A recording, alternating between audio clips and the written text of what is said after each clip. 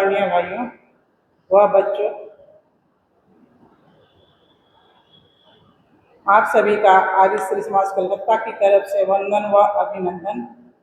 आध्यात्मिक महिला सत्संग के 5 दिवसीय कार्यक्रम का आज चतुर्थ दिवस है। कार्यक्रम की शुरुआत हम भजन से करते हैं। मैं बहन विदुषी बहन प्रियंका पांडे जी को मंच पर बुलाना चाहती हूँ। आप मंच पर आए। भाई विकास हेला जी, आप भी मंच पर आ जाएं।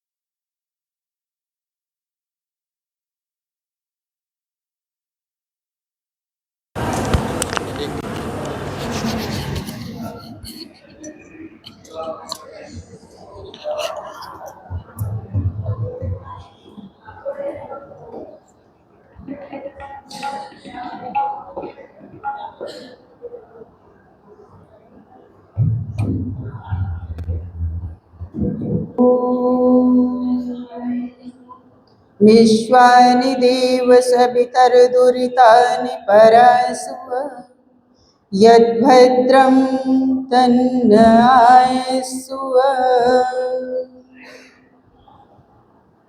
हे परमपिता परमेश्वर, आप हमारे सारे दुख, दुर्गुण और दुर्व्यसन हमसे दूर कर दीजिए।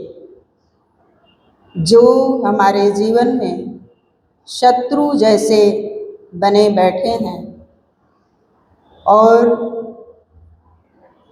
जो हमारे लिए हितकारी है, हितैषी है, हमें सुख देने वाले जो पदार्थ हैं, जो आनंद को देने वाले हैं, वो सारे पदार्थ और अपनी कृपा को प्रदान कीजिए, प्रदान कीजिए, प्रदान कीजिए।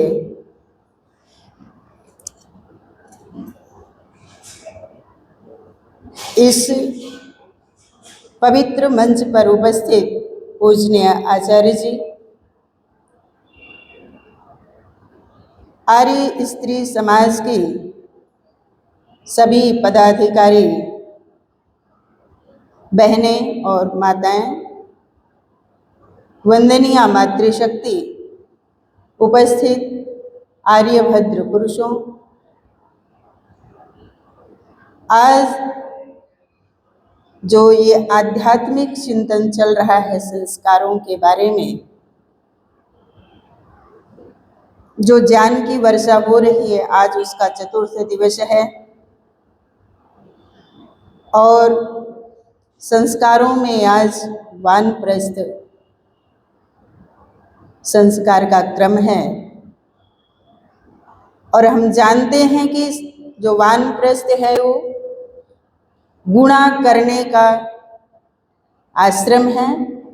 जो चीज़ें हमारे पास थी उनको और गुणा करके, गुणा मतलब गुना उसका बढ़ा करके हमें समाज और देश को, राष्ट्र को देना होता है।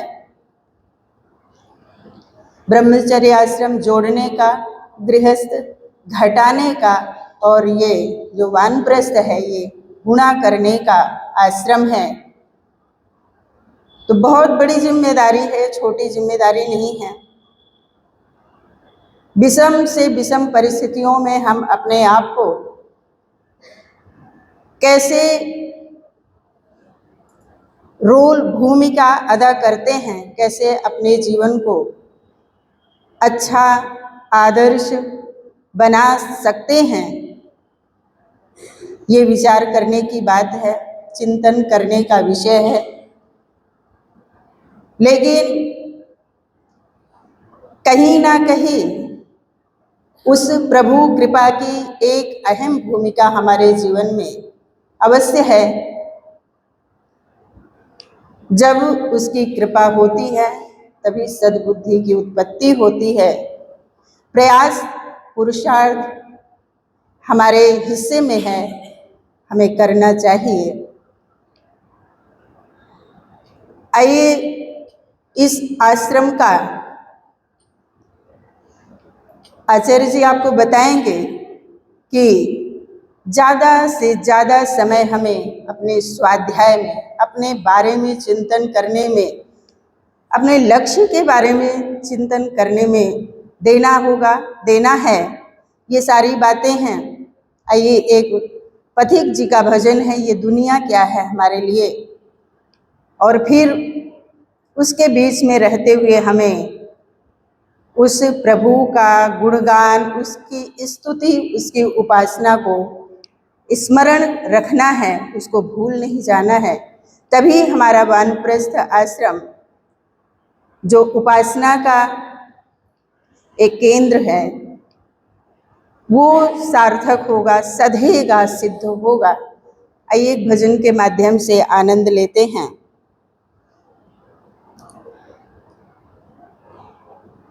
गाए जा भगवान की महिमा, गाए जा भगवान की महिमा, गाए जा भगवान की महिमा, गाए जा। सुबह शाम इस मन मंदिर में, सुबह शाम इस मन मंदिर में झाड़ू रोज लगाए जा, गाए जा भगवान की महिमा, गाए जा भगवान की महिमा, गाए जा। तरह तरह के खेल है इसमें, दुनिया एक तमाशा है। कहीं खुशी और कहीं गमी है, आशा कहीं निराशा है। तरह तरह के खेल है इसमें, दुनिया एक तमाशा है। कहीं खुशी और कहीं गमी है, आशा कहीं निराशा है। चाहे वो हंसाए तुझे, चाहे वो रुलाए, चाहे वो हंसाए तुझे, चाहे वो रुलाए, बस अपना फर्ज निभाए जा, गाए जा भगवान की महिमा, गाए जा भगवान की महिमा, गाए जा। सुबह शाम इस मन मंदिर में, सुबह शाम इस मन मंदिर में झाड़ू रोज लगाए जा, गाए जा भगवान की महिमा, गाए जा भगवान की महिमा, गाए जा। चिंता और चिता इस जग में दोनों एक कहाती हैं। एक जिंदे को एक मुर्दे को दोनों सदा जलाती हैं। चिंता और चिता इस जग में दोनों एक कहाती हैं। एक जिंदे को एक मुर्दे को दोनों सदा जलाती हैं। दुख जो दिखाए वही दुखड़े मिटाए, दुख जो दिखाए वही दुखड़े मिटाए, बस चिंता दूर भगाए जा, गाए जा भगवान की महिमा, गाए जा भगवान की महिमा, गाए जा। सुबह शाम इस मन मंदिर में, सुबह शाम इस मन ए झाड़ू रोज लगाए जा, गाए जा, गाए जा, भगवान की महिमा गाए जा, गाए जा, गाए जा, भगवान की महिमा गाए जा। कौन हमेशा रहा यहाँ पर, किसका यहाँ ठिकाना है। बांध ले अपना बिस्तर बाबा, देश बेगाना है। कौन हमेशा रहा यहाँ पर, किसका यहाँ ठिकाना है। बांध ले अपना बिस्तर बाबा, यह तो देश बेगाना है। दुनिया सराय कोई आए कोई जाए, दुनिया सराय कोई आए कोई जाए, पथिक यही समझाए जा, गाए जा, गाए जा, भगवान की महिमा गाए जा, गाए जा, गाए जा, भगवान की महिमा गाए जा।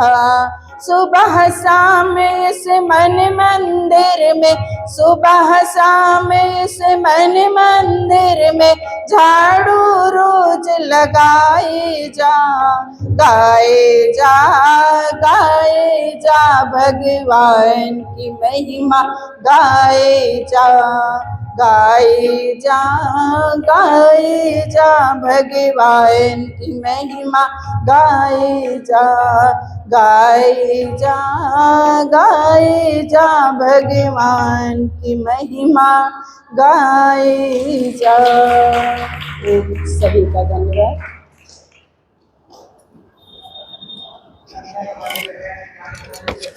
आऊंगी मंच पर, वे आए और अपना भजन करें। मैं बीना सेठ जी को मंच पर बुलाऊंगी, उनका गायत्री मंत्र के उत्तरीय द्वारा सम्मान करें।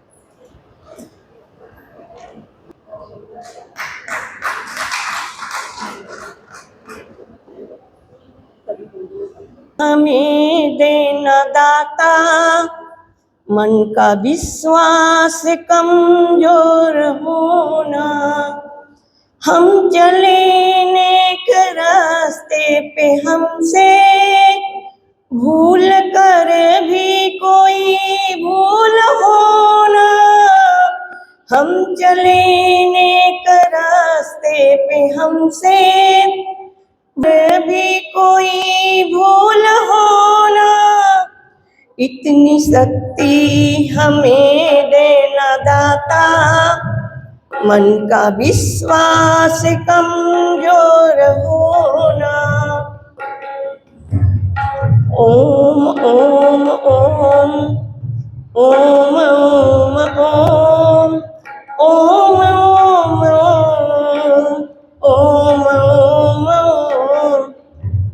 तेरी मेहरबानी का है बोझ इतना, जिसे मैं उठाने के काबिल नहीं हूँ। तेरी मेहरबानी का है बोझ इतना, जिसे मैं उठाने के काबिल नहीं हूँ। आ तो गई हूँ मगर जानती हूँ, तेरे दर पे आने के काबिल नहीं हूँ। आ तो गई हूँ मगर जानती हूँ, तेरे दर पे आने के काबिल नहीं हूँ। माना कि तुम हो, माना कि तुम हो दाता जहाँ के, मगर झोलिया के फैलाऊं मैं कैसे, मगर झोलिया के फैलाऊं मैं कैसे।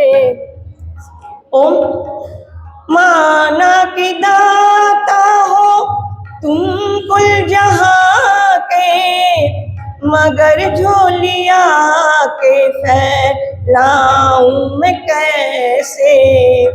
जो पहले दिया है, जो पहले दिया है, वही कम नहीं है, अब और लेने के काबिल नहीं हूँ।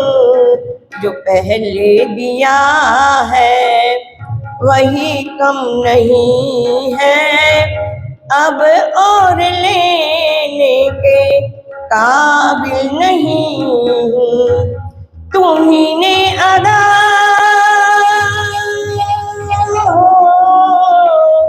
तुम्ही ने अदा की है ये जिंदगानी, महिमा तुम्हारी फिर भी न जानी। तुम्ही ने अदा की है ये जिंदगानी, महिमा तुम्हारी फिर भी न जानी। कर्जदार हूँ मैं तेरी दया का, कर्जदार हूँ मैं तेरी दया का, कर्जा चुकाने के काबिल नहीं हूँ। आ तो गई हूँ मगर जानती हूँ तेरे दर पे आने के काबिल नहीं हूँ। जमाने की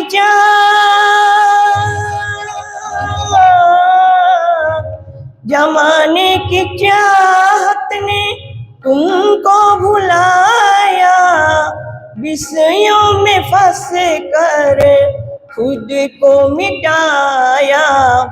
जमाने की चाहत ने तुमको भुलाया, विषयों में फंस कर खुद को मिटाया। शर्मसार हूँ मैं ऐ मेरे भगवन, शर्मसार हूँ मैं ऐ मेरे भगवन, तुम्हें मुँह दिखाने के काबिल नहीं हूँ। आ तो गई हूँ मगर जानती हूँ तेरे दर पे आने के काबिल नहीं हूँ। तमन्ना यही हो, तमन्ना यही है, सिर को झुका लूं दीदार तेरा जी भर के पालूं। तमन्ना यही है, सिर को झुका लूं दीदार तेरा जी भर के पालूं। सिवा अपनी श्रद्धा के ऐ मेरे दाता, सिवा अपनी श्रद्धा के ऐ मेरे दाता, मैं कुछ कर पाने के काबिल नहीं हूँ। सिवा अपनी श्रद्धा के ऐ मेरे दाता, मैं कुछ कर पाने के काबिल नहीं हूँ। तेरी मेहरबानी का है बोझ इतना, जिसे मैं उठाने के काबिल नहीं हूँ। आ तो गई हूँ मगर जानती हूँ तेरे दर पे आने के काबिल नहीं हूँ। तेरे दर पे आने के काबिल नहीं हूँ।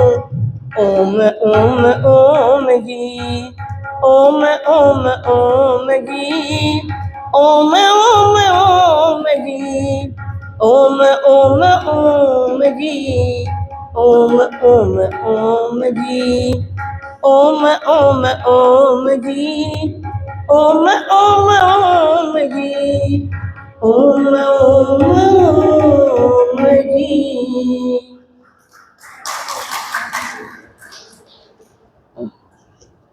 अब मैं पवन मुझे सेठ जी को 3:15 ऊपर बजे बुलाना कविता जी चाहूंगी। का फोन आया, मेरा गला ठीक नहीं चल रहा, देख रहे बीच में लग मैं बस नीलम रतन तैयारी जी को की आई। ऊपर मंच पर बुलाऊंगी। आप आए और उनका सम्मान करें।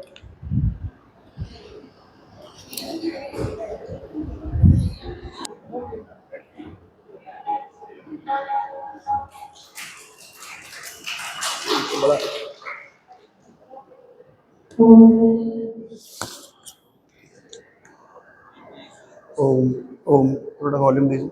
ओम ओम ठीक।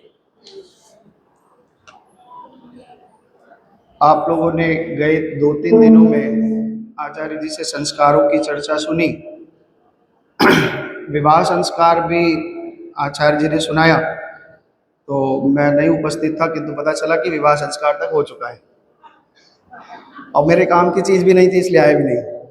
तो विवाह संस्कार के बाद माता पिता जब अपने बच्चों को विदा करते हैं, मतलब बच्ची को विदा करते हैं, तो जो अंतिम चीज़ अपने बच्चे को देते हैं उसके ऊपर एक भजन है। आप सब सुनिए, ध्यान से सुनिए, एक एक शब्द बड़े अच्छे हैं इसके। बहुत पुराना भजन है, तो आपने शायद सुना भी होगा पहले। मानिए दुलारी मेरा कहना, इस भांति रहना जाके ससुराल में। मानिए दुलारी मेरा कहना, इस भांति रहना जाके ससुराल में। बहुत कुछ पड़ेगा बेटी सहना, पर कुछ ना कहना जाके ससुराल में। मानिए दुलारे मेरा कहना, इस भांति रहना जाके ससुराल में। मानिए दुलारे मेरा कहना, इस भांति रहना जाके ससुराल में।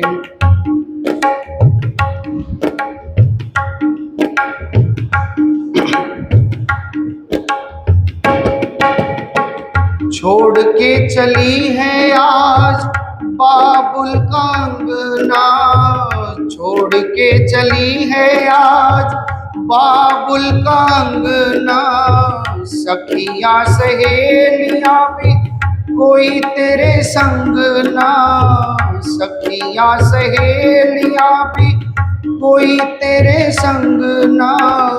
अपने घर का मान रखना, आन बान शान रखना, जिंदगी बिताना स्वाभिमान से। बोलिए मधुर जैसे मैना, इस भांति रहना जाके ससुराल में। बोलिए मधुर जैसे मैना, इस भांति रहना जाके ससुराल में। बहुत कुछ पड़ेगा बेटी सहना, पर कुछ ना कहना जाके ससुराल में।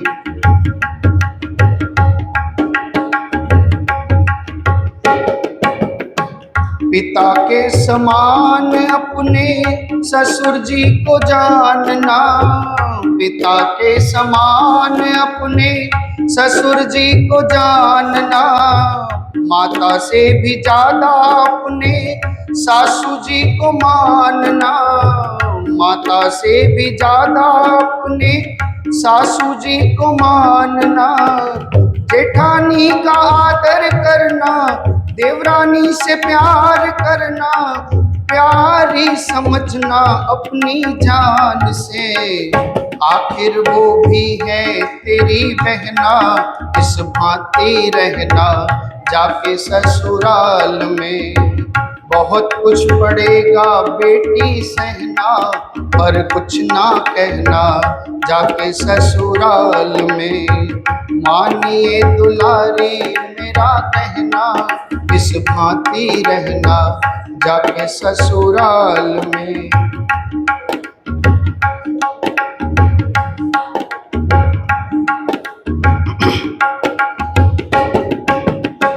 कंठ श्री कंठ तेरा कोयल के समान हो, कंठ श्री कंठ तेरा कोयल के समान हो।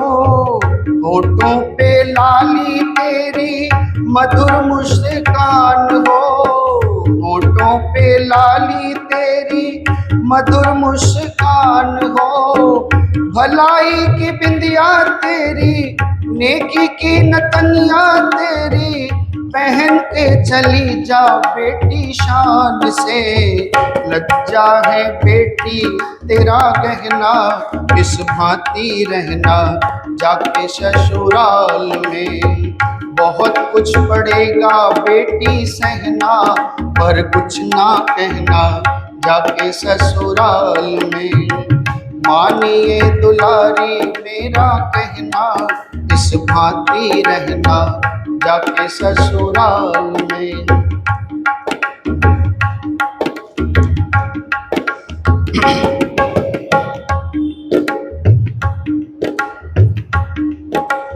कभी कभी सास तेरे कड़वे बोल बोलेगी, कभी कभी सास तेरे कड़वे बोल बोलेगी। मार मार ताने तेरे हृदय को छोलेगी, मार मार ताने तेरे हृदय को छोलेगी। कभी कुछ न बोलना तू, अपना मुंह खोलना तू, कुछ भी न तू, कुछ भी न कहना तू जुबान से। नीचे झुकाए रहना नैना, पर कुछ ना कहना अपनी जुबान से। बहुत कुछ पड़ेगा बेटी सहना, पर कुछ ना कहना जाके ससुराल में।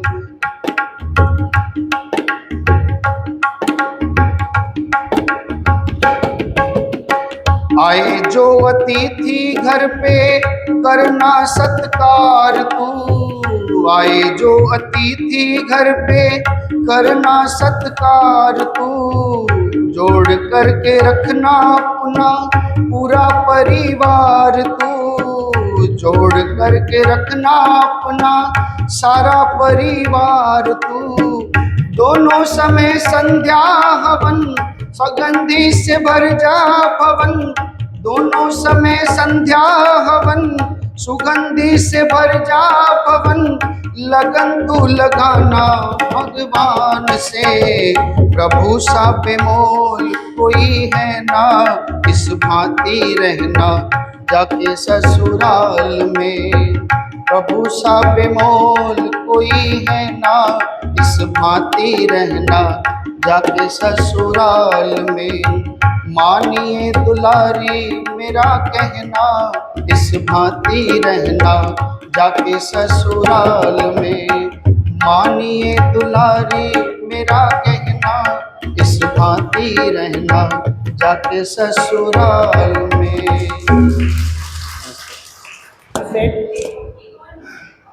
बहन राजकुमारी जायसवाल जी, बहन प्रियंका पांडे जी को बहुत बहुत धन्यवाद भजन के लिए। भाई विकास सेला जी को तबला पर संगत देने के लिए बहुत बहुत धन्यवाद।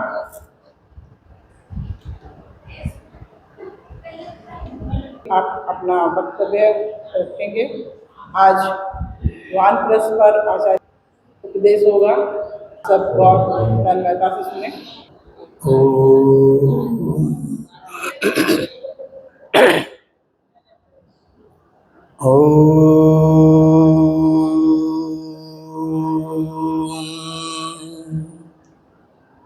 यो भूतं च भव्यं च सर्वं यश्चाधितिष्ठति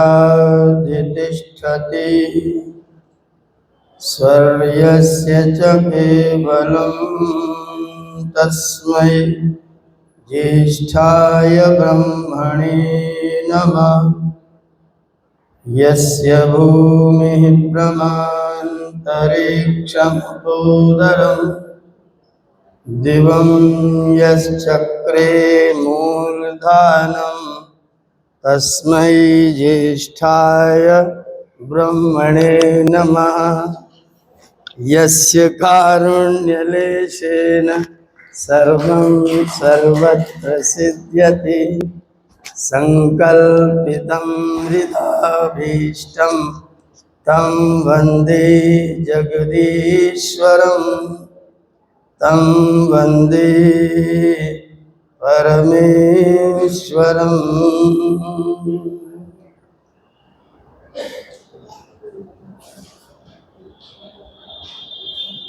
बहुत सुंदर गीतों से वातावरण को संगीतमय बनाने वाले सभी गायक वृंद,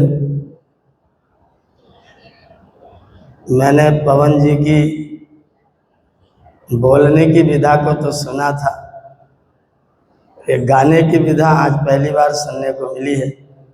बहुत बहुत मंगल कामना। इस कार्यक्रम के आयोजक हमारा पूरा महिला मंडल, सभा में अपने पदार्पण से इस सभा को गंभीर बना रहे श्रीमान रमेश मुनि जी, वेद सैनिक, सभी वंदनीय मातृशक्ति, समादरणीय सज्जनों, मित्रों, जीवन के लक्ष्य का पता चल जाए तो जीवन के मार्ग का निर्धारण आसान हो जाता है।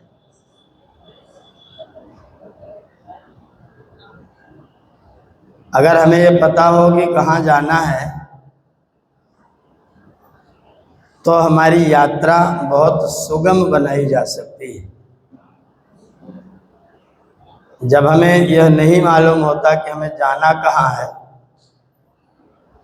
तो फिर यात्रा कभी भी सही नहीं हो सकती है।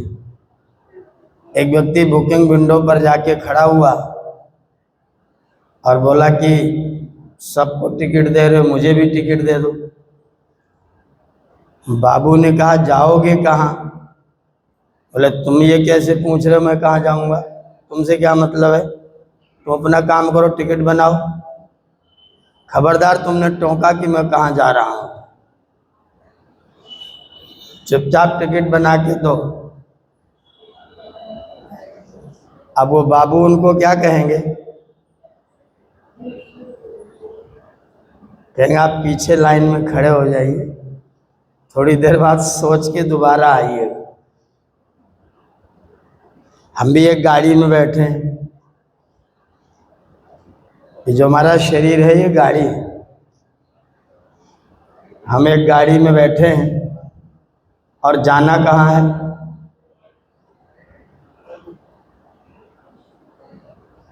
पता है थोड़ा थोड़ा, निश्चय नहीं कर पाते हैं कि जा कहाँ रहे। और जाने के लिए इस दुनिया में दो मंजिलें हैं,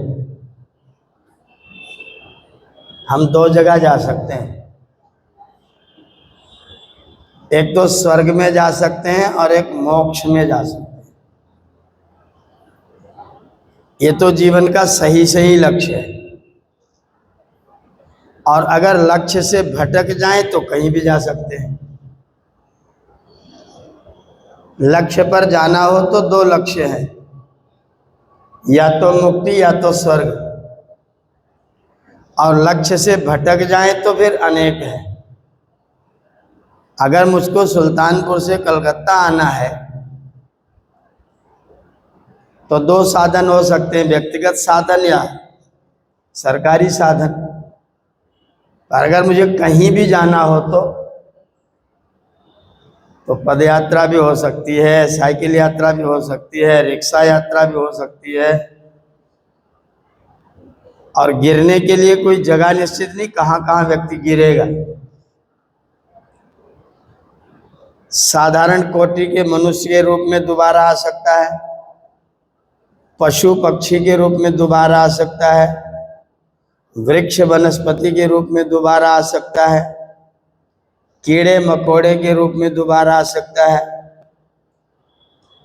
किसी जीव जंतु के रूप में, कोरोना के रूप में दोबारा आ सकता है। अगर दो रास्ते जो मुख्य रास्ते हैं, जो मंजिलें, उनको छोड़ दें तो फिर कहीं भी जा सकते हैं। अब आपको या तो मोक्ष चाहिए या तो स्वर्ग चाहिए, और हम समझदार लोग हैं तो निर्णय करने की आवश्यकता है कि मोक्ष ठीक है कि स्वर्ग ठीक है। बहुत से लोग इस प्रश्न का उत्तर देते हैं कि नहीं, स्वर्ग ठीक है। इस्लाम में मोक्ष है? नहीं है। ईसाइयत में मोक्ष है? नहीं है। जैनिज्म में मोक्ष है? वहाँ निर्वाण है। निर्वाण का मतलब आत्मा खत्म हो जाता है। बौद्धिज्म में मोक्ष है? जीवात्मा खत्म। चारवाक के पास मोक्ष है? जीवात्मा खत्म। हमारा पूरा जो पौराणिक जगत है उसमें मोक्ष है? स्वर्ग है? मोक्ष नहीं है। आर्ष दर्शन में मोक्ष है, बाकी लोगों के पास में मोक्ष का कोई कॉन्सेप्ट नहीं है। एक लंबी छुट्टी है, एक छोटी छुट्टी है। बुद्धिमान व्यक्ति कौन सी छुट्टी लेगा? छोटी छुट्टी की लंबी छुट्टी? पूरा जीवन दुख से रहित व्यतीत हो जाए कि थोड़ा थोड़ा दुख, थोड़ा थोड़ा सुख, थोड़ा दुख, थोड़ा सुख, थोड़ा दुख, थोड़ा सुख, क्या ठीक है? आपके पास में दो ही रास्ते हैं, या तो आप लंबी छुट्टी में जाइए, लंबी छुट्टी, मुक्त हो जाइए, या तो आप स्वर्ग में चले जाइए। अगर मुक्ति में जाएं तो, स्वर्ग में जाएं तो, दोनों ही स्थितियों में आपको काम एक ही तरह का करना पड़ेगा। एक ही तरह का काम करना पड़ेगा, केवल भावना का भेद करना पड़ेगा, भावनाएं बदलनी पड़ेगी। मैं प्रवचन कर रहा हूं, मुझे स्वर्ग चाहिए,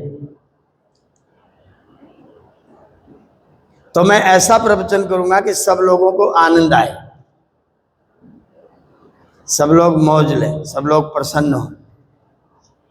और मैं प्रवचन कर रहा हूं क्योंकि प्रवचन करना मेरा काम है। आपको अच्छा लगे ना अच्छा लगे, मेरी जिम्मेदारी नहीं है। मेरा काम है प्रवचन करना, और मेरा काम है सही सी बात कहना, आपको प्रिय लगे तो, अप्रिय लगे तो। अगर मुझे स्वर्ग चाहिए तो आपको प्रिय लगे बात, भले ही ठीक ना हो, क्योंकि मैं जैसी वासना बनाऊंगा वैसा वैसा फल मिलेगा।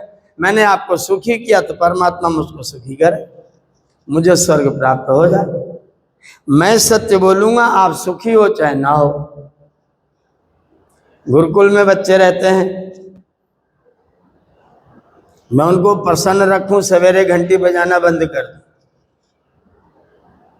सब खुश रहेंगे।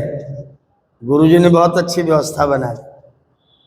अब ये जगने का सारा संकट समाप्त। और गुरुजी 4 बजे उठ करके घंटी बजाना शुरू, और ना जगे तो गाल बजाना शुरू, और फिर भी न जगे तो गाल पे बजाना शुरू। पहले घंटी बजाना, फिर भी न जगे तो गाल बजाना, तुम क्यों नहीं उठे, बहुत नालायक हो, जल्दी उठ जाओ। और फिर भी न उठे तो फिर गाल पे बजाना। तो गुरुजी कौन सा काम करे? घंटी बजाना, गाल बजाना, गाल पे बजाना, या फिर तुम भी सोना आराम से, हम भी सोना आराम से। 2 तरह के लोग होते हैं। एक सुख चाहते हैं बाद में, चाहे जो कुछ भी हो। एक बाद को अच्छा चाहते हैं, अभी चाहे जितना दुख झेलना पड़े, अभी चाहे जितनी तपस्या करनी पड़े, चाहे जितनी तपस्या करनी पड़े, लेकिन बाद में सुख मिलना चाहिए। और जो थोड़े मंद होते हैं, कमजोर होते हैं, वो क्या सोचते हैं, अभी सुख रहे, बाद में किसने देखा है। और बाद में किसने देखा, इस रास्ते को जीने वाले लोग दुनिया में ज्यादा है कि कम है? ज्यादा है। किसने देखा है? अभी तो कम से कम आनंद से रह लो, बाद में देखी जाएगी। विद्यार्थी की परीक्षा होनी है मार्च में, और पढ़ने का मौका कब से मिलना शुरू होगा? अप्रैल से। तो जो धीर विद्यार्थी है वो क्या करेगा? अप्रैल से ही अपनी कॉपियां बनाना, ठीक करना, प्रश्नोत्तर लिखना, चेक कराना शुरू कर देगा। और जो दूसरे नंबर का विद्यार्थी होगा वो क्या करेगा? अप्रैल, मई, जून, जुलाई, अगस्त, सितंबर, अक्टूबर, नवंबर, दिसंबर, जनवरी, फरवरी, 11 महीना पड़ा हुआ है। अभी क्या जरूरत है? अभी से पढ़ेंगे भी तो तब तक तो भूल जाएंगे। अब तभी पढ़ेंगे, अभी से पढ़ेंगे तो सारा भूल जाएंगे। तभी पढ़ेंगे। कब पढ़ेंगे? नवंबर में। नवंबर में आए तो बोला पीछे वाला तो सब पता ही नहीं क्या पढ़ा था, अब तो भूल गए। अब तो ऐसा लगता है कि अप्रैल वाला कुछ पढ़ा ही नहीं, अब शुरू कहाँ से करें?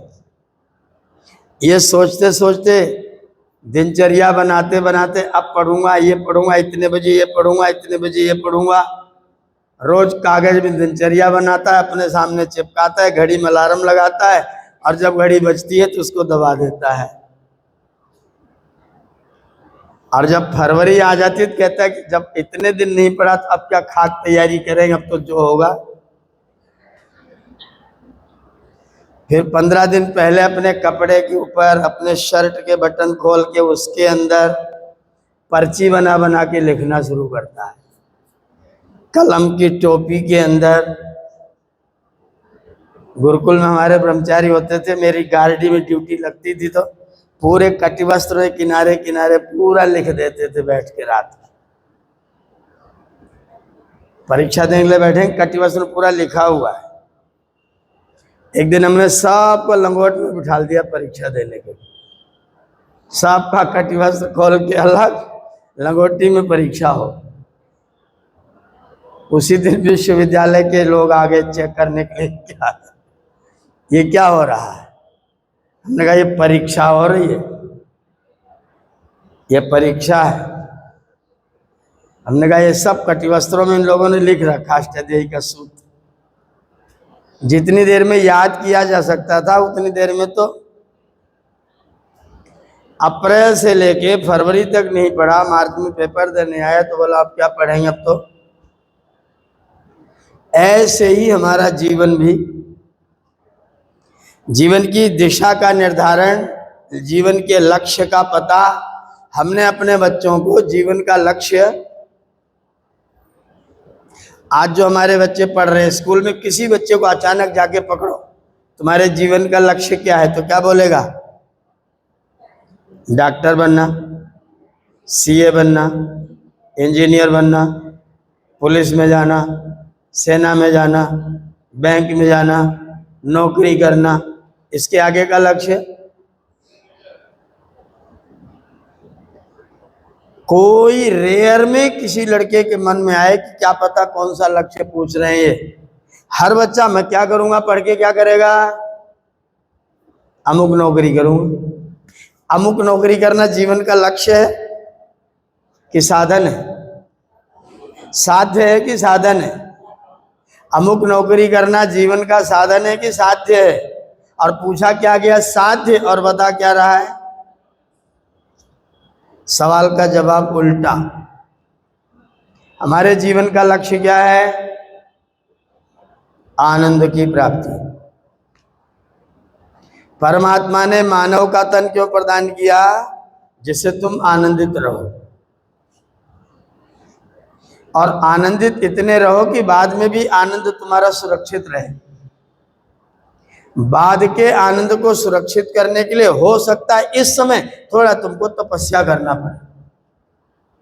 दिन भर आराम से खा पी के स्वस्थ रह के घूमने के लिए आवश्यक है कि सवेरे 1 घंटा शरीर को दे दिया जाए। अगर सवेरे शरीर को 1 घंटा दे दिया तो बाकी 23 घंटा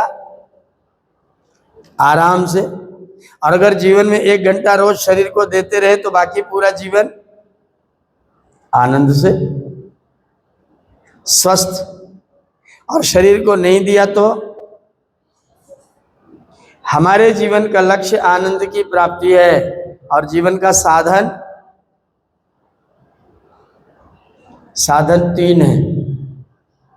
तपः, स्वाध्याय, ईश्वर प्रणिधानानि।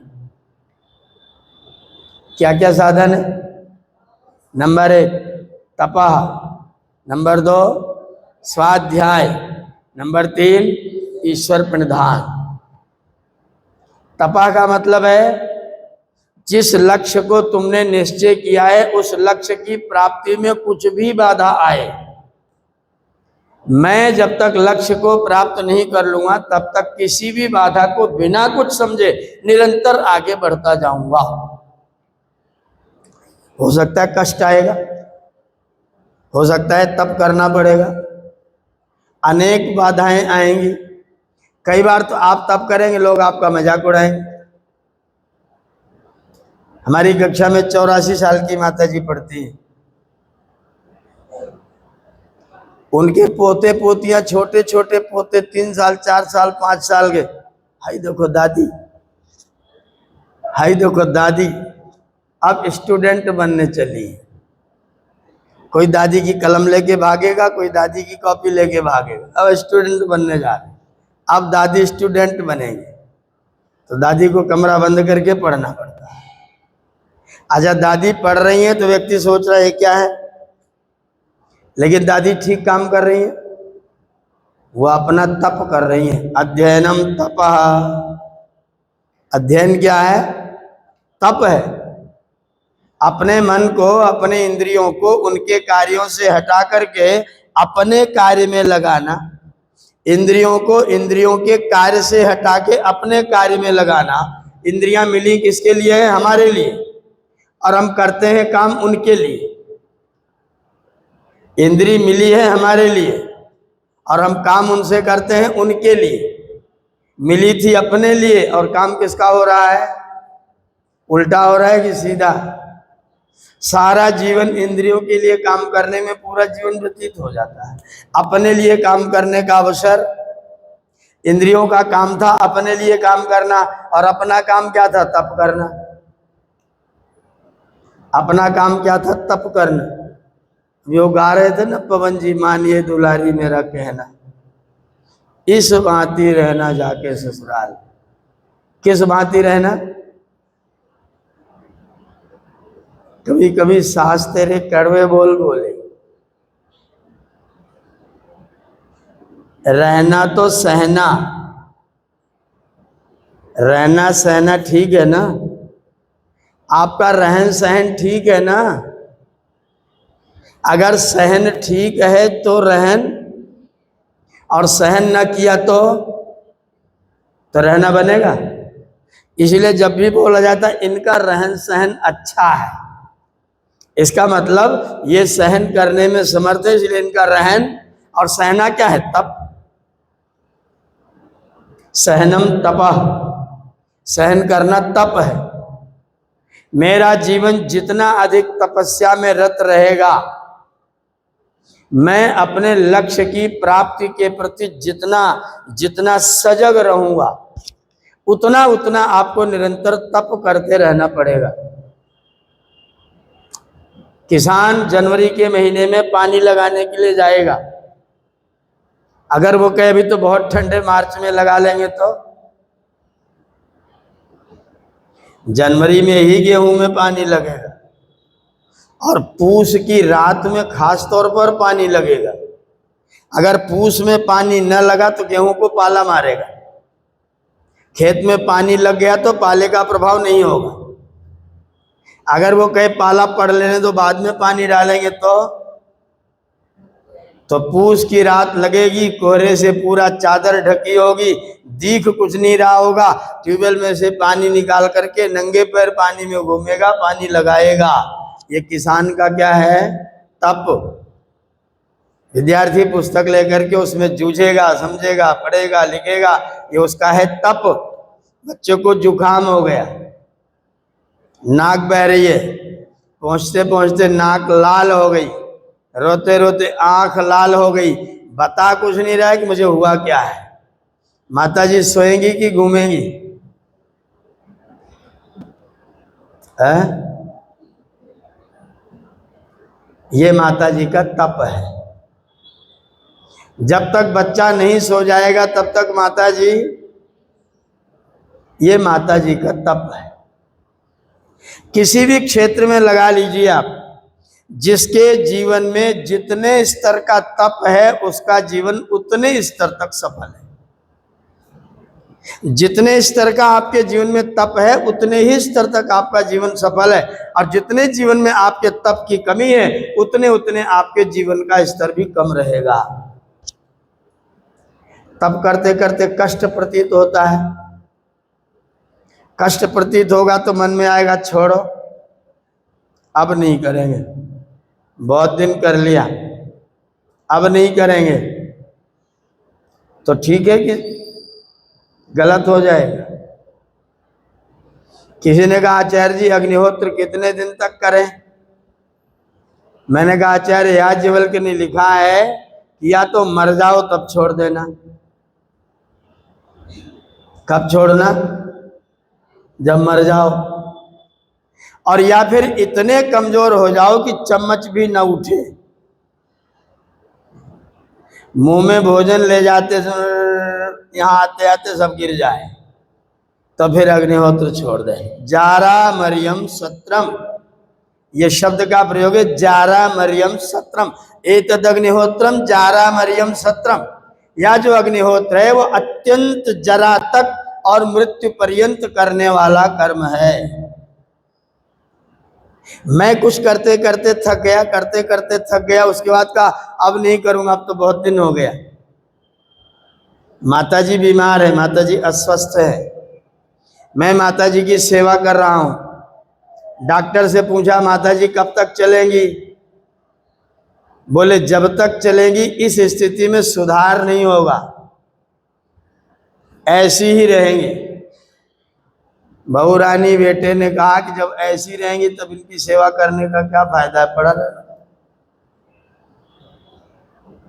बहुत कर लिया, इतने दिन से कर तो रहे हैं, तो छोड़ देंगे तो क्या स्थिति बनेगी? तो हमारी व्यवस्था क्या कह रही है, अगर तुमको तप करते करते ऐसा लगे कि अब छोड़ दूं तो फिर तुरंत स्वाध्याय करने लग जाना। समझिएगा बात, किताब लेके पढ़ने मत बैठ जाना, स्वाध्याय करने लग जाना, अपने को पढ़ने लग जाना, और अपने से पूछना कि अगर तेरे साथ ऐसा ही हो तो तू क्या चाहेगा। अगर तुम्हारी ईश्वर न करे ऐसी स्थिति आ जाए तो तुम क्या चाहोगे? कि सब लोग मुझे छोड़ करके अपना अपना काम करें? तो अगर तुम अपना अध्ययन करने लग जाओगे तो तुमको पता चल जाएगा कि अभी तप बंद करने के लायक।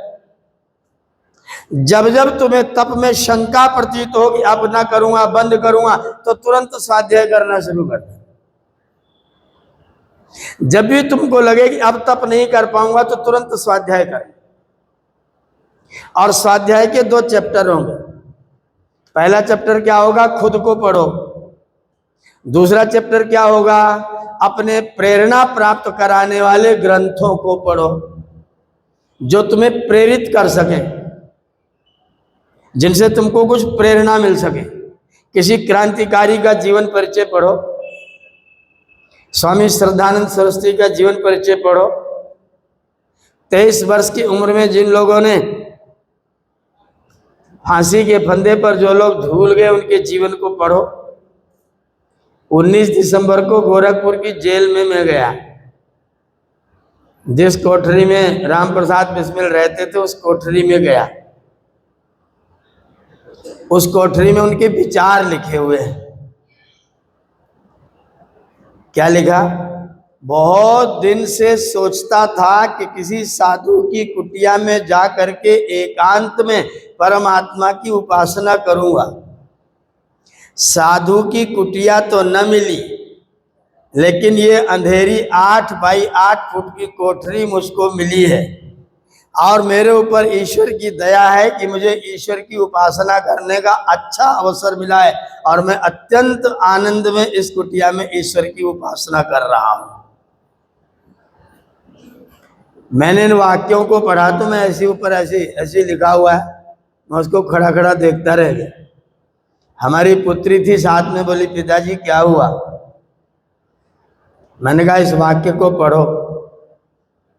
बिस्मिल जी कह रहे हैं बहुत दिन से सोचता था कि साधु की कुटिया में, साधु की कुटिया तो न मिली, लेकिन ये एकांत की कोठरी ऐसी मिली कि मेरा चित्त बड़ा आनंदित है, और मैं यहाँ एकांत में बैठ करके परमात्मा की उपासना कर पा रहा हूं। सवेरे सवेरे दंड लगा रहे हैं, जेलर देख रहा है, देखें इनका क्या हाल है। आज ये व्यायाम करके पसीने से तर दंड लगा रहे हैं, और नीचे पूरे शरीर की आकृति में पसीना टपका हुआ है। दिसंबर के महीने में जेलर ने देखा, बोले आज तो तुमको फांसी होने वाली। बोले तो क्या हुआ? हम लोग आ रहे हैं, हम मरते नहीं हैं।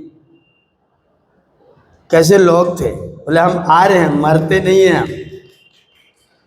हम ये मानते हैं कि जो करके जाओगे वो लौट के मिलेगा। मैं आज भी व्यायाम करके जा रहा हूं, इसलिए जिससे लौट के आऊं तो परमात्मा मुझको बहुत सी स्वस्थ शरीर प्रदान करे, और मैं आकर के फिर से अपनी मातृभूमि की सुरक्षा के लिए अपने प्राणों को न्यौछावर कर सकूं, इसलिए व्यायाम करके जा रहा हूं। जब इन ग्रंथों को पढ़ते हैं तो अपने जीवन के लिए, अभी आधे घंटे में व्यक्ति को फांसी के फंदे पर ले जाया जाएगा, तो रुक जाओ अग्निहोत्र कर लूं तब फिर चलता हूं, व्यायाम कर लूं, स्नान कर लूं, अग्निहोत्र कर लूं, फिर चलता हूं, क्योंकि हम मरने नहीं जा रहे हैं। मौत एक मायूसी का वक्फा है, मौत एक मायूसी का वक्फा है, यानी आगे चलेंगे दम लेकर। मौत एक मायूसी, मायूसी माने आराम का, विश्राम का, वक्फा माने समय है। मौत क्या है? एक आराम करने का थोड़ा सा समय है, चलते चलते थक गए हैं, थोड़ा सा रुकेंगे और फिर आगे बढ़ जाएंगे। हम मौत को मृत्यु नहीं मानते, हम तो यात्रा में अपने घर का, जीवन का परिवर्तन मानते हैं। एक नया परिवर्तन करने के लिए जा रहा हूं, इसलिए मैं तैयारी करके जा रहा हूं। अपना अध्ययन करिए, जब तप में कमी प्रतीत हो तो अपना अध्ययन करिए, और अपने अध्ययन में भी अगर न प्रेरणा मिले तो फिर ग्रंथों का अध्ययन करिए। उन ऋषियों मुनियों के ग्रंथों का अध्ययन करिए जिन्होंने आपको उपदेश देते समय पुस्तकों में अपना नाम भी लिखना मुनासिब नहीं समझा है। हमें हमारे ऋषियों मुनियों के जीवन चरित्र का पता, किसी के पत्नी बच्चों का नाम किसी का पता, क्यों? लिखा ही नहीं। ग्रंथ लिखे, नाम नहीं लिखा, अपना कोई परिचय नहीं लिखा। और ग्रंथ किस लिए लिखा? ईश्वर आज्ञा। ईश्वर ने अपने ज्ञान को प्रकाशित करने का आदेश मुझे दे रखा है, इसलिए मैं केवल इसलिए लिख रहा हूं जिससे ईश्वर के ज्ञान का प्रकाश ईश्वर के पुत्रों तक पहुंच सके। मुझे कुछ नहीं चाहिए। ऐसे लोगों ने ऐसे ग्रंथ लिखे हैं जिन पर आज सैकड़ों लोग एक साथ मिलकर के शोध कर रहे हैं और एक सूत्र को क्लियर नहीं कर पा रहे हैं। हमने कहा यह सूत्र गलत लिखा है, हाथ जोड़ दिया, नहीं हम ऐसा नहीं कहते, हम अभी तक वहां नहीं पहुंचे हैं, केवल इतना ही जानते हैं उन्होंने गलत लिखा, ऐसा हम कभी सोच भी नहीं सकते हैं। हम ऐसा सोच नहीं सकते कि उन्होंने गलत लिखा है, बस हम वहां तक नहीं पहुंचे हैं, अपनी कमी खोजने में जुटे हुए हैं। एक एक सूत्र पर शोध करने के लिए 100 देशों के वैज्ञानिक शोध कर रहे, परंपरा से उन्होंने जितना लिख के दे दिया उसके आगे वो लोग लिख रहे हैं, और अभी तक कणाद के परमाणु तक लोग नहीं पहुंचे। जो परिभाषा कणाद ने परमाणु की दी उस परिभाषा तक आज भी आपका परमाणु विज्ञान नहीं पहुंचा। साइड से आगे पहुंच गया, पर वहां तलस्पर्शी जो तल में जाना था खोजने के लिए, वहां तक नहीं पहुंच पाए। और उन लोगों ने अपने जीवन का परिचय अपने माता पिता तक का नाम प्रदान नहीं किया है। उनके ग्रंथों को पढ़ेंगे तो आपको प्रेरणा मिलेगी कि किसके लिए कर रहे हैं, ईश्वराज्ञा से या अपने नाम के लिए। काव्यम यशसे अर्थविदे व्यवहार कृते, अर्थ कृते। काव्य किस लिए बनाया जाता है? यशसे, यश के लिए। दूसरा किस लिए बनाया जाता है? धन के लिए। तीसरा किस लिए बनाया जाता है? व्यवहार की शिक्षा देने के लिए। और चौथा किस लिए बनाया जाता है? अकल्याण के विनाश के लिए। श्वेतरक्षत ये च, ये आचार्य यास्क का सूत्र है। काव्यम यशसे अर्थकृते व्यवहार विदे श्वेतरक्षत ये च। काव्य क्यों बनाते हैं? यशस्वी बनूंगा। कभी कविता क्यों बनाता है? यश बढ़ेगा। और क्यों बनाता है? धन मिलेगा। और क्यों बनाता है? व्यवहार की शिक्षा मिलेगी। और क्यों बनाता है? दुनिया में से अकल्याण का नाश होगा और कल्याण की प्रतिष्ठा होगी। हमारे ऋषियों ने किस लिए लिखा? अगर यश के लिए लिखते तो अपना नाम डालते, धन के लिए लिखते तो राजा के पास राजा को खुश करने के लिए लिखते, व्यवहार की शिक्षा के लिए लिखा तो ठीक है, और श्वेत रक्षति के लिए, अकल्याण के विनाश के लिए ऋषियों ने ग्रंथों का प्रणयन किया है। उन ग्रंथों को पढ़ते हैं तो हृदय आनंद से भर जाता है, प्रेरणा मिलती है। अपने लक्ष्य की सिद्धि में तप करना। अगर तप से जी उबने लग जाए, ऐसा लगने लग जाए कि मैं थक गया, अब नहीं करूंगा, बहुत हो गया, बस। एक बच्चे ने मुझसे पूछा, बड़ा गणितज्ञ था, गणितज्ञ। उसने कहा मेरे पिताजी ने 15 साल तक हाई स्कूल तक मुझे पढ़ाया। हाई स्कूल में पढ़ने के बाद मैंने एसएससी का एग्जाम दिया और टॉप कर गया। उसके बाद मेरी पढ़ाई का सारा खर्चा सरकार ने उठाया। मैं सरकार के खर्चे पर पढ़ा और सरकारी कंपनी में नौकर हो गया। मैंने पिताजी से जो कुछ लिया 15 साल तक लिया। अब मेरे पिताजी रिटायर हो चुके हैं और 15 साल से मेरे खर्चे पर रह रहे हैं। 1 साल से 15 साल तक उन्होंने मेरा पालन किया, 60 से 75 तक मैंने उनका पालन किया। 15 = 15। उन्होंने मेरा 15 किया, मैंने उनका 15 किया, हो गया बराबर। अब अगर वो जिए और मैं उनकी सेवा करूं तो मेरा कर्जा उनके ऊपर चढ़ेगा कि नहीं? बताइए। पथिक जी का भजन हुआ था, उन्हीं के पुत्र ने गाया था, हम कभी माता पिता का ऋण चुका सकते नहीं, उनके तो उपकार हैं इतने गिना सकते नहीं।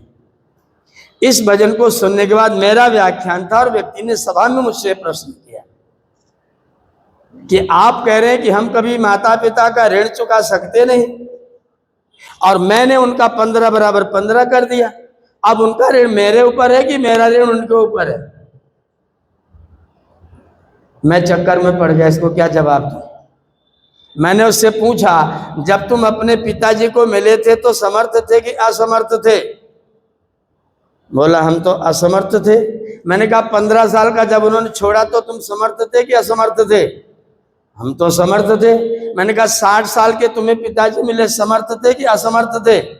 बोले नहीं, समर्थ थे। मैंने कहा 75 साल के पिताजी समर्थ है कि असमर्थ हैं? बोले वो तो असमर्थ है। मैंने कहा उन्होंने असमर्थ को समर्थ किया, तूने समर्थ को असमर्थ किया, बराबर कैसे हुआ? आप पढ़ा मुझे गणित। उन्होंने असमर्थ को समर्थ किया, तूने समर्थ को। अब अगर 15 साल और करेगा तो समर्थ करेगा कि असमर्थ करेगा? तो बराबर कैसे होगा?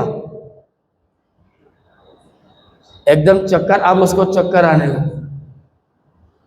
बोला आप बताइए बराबर कब होगा? मैंने कहा जब तुम्हारे माता पिता वैसे हो जाएं जैसे तुम अपने माता पिता को मिले थे तो मामला बराबर हो जाए। बोले वो तो मरने के बाद जब नया शरीर धारण करेंगे तब होगा। मैंने कहा तभी बराबर होगा। इसलिए पथिक जी ने गाया, हम कभी माता पिता का ऋण तेरे 15 करने से उनका 15 पूरा थोड़ी होगा, क्योंकि तू चाहे जितना कर ले लेकिन समर्थ बना सकेगा।